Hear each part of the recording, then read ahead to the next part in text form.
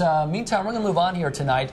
There will be no criminal charges against NFL player Joey Porter, who was arrested on those charges of driving under the influence and battery on a police officer over the weekend. 17's Jennifer Duck joins us live from the district attorney's office tonight with details on why the charges were dropped. Jen?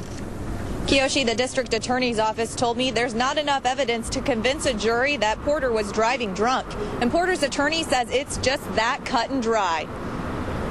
There are a number of inconsistencies. Now, the DA's office looked at those inconsistencies, and they came to the conclusion that anyone would have come to, and that is, there is no real evidence.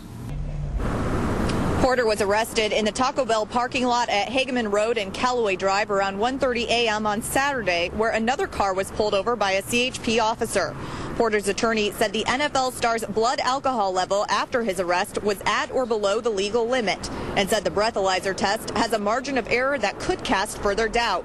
Attorney Daniel Rodriguez also said the arresting officer had credibility issues because he faces his own DUI case and has a history of aggression on the job. Porter's wife told 17 News her husband did nothing wrong.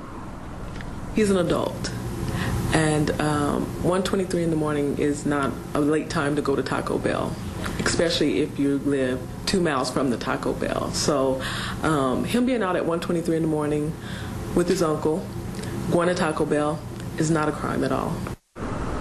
Deputy District Attorney Mark Pafford said in a statement, based on the information, we do not believe we could convince a jury beyond a reasonable doubt that Joey Porter was driving under the influence and assaulted a police officer. Pafford also said the CHP did not observe any bad driving by Porter because Porter pulled up after the other driver was stopped by the CHP. The CHP said Porter refused a field sobriety test and began to roll up his window. Porter was accused of striking the CHP officer's hand when the officer reached into the car, but Porter's attorney says the officer struck his client, but he's not going to press further charges. Now, that passenger in Porter's car, he was arrested for public intoxication, but Attorney Daniel Rodriguez says that those charges will also likely be dropped. We'll have more on that coming up at 6.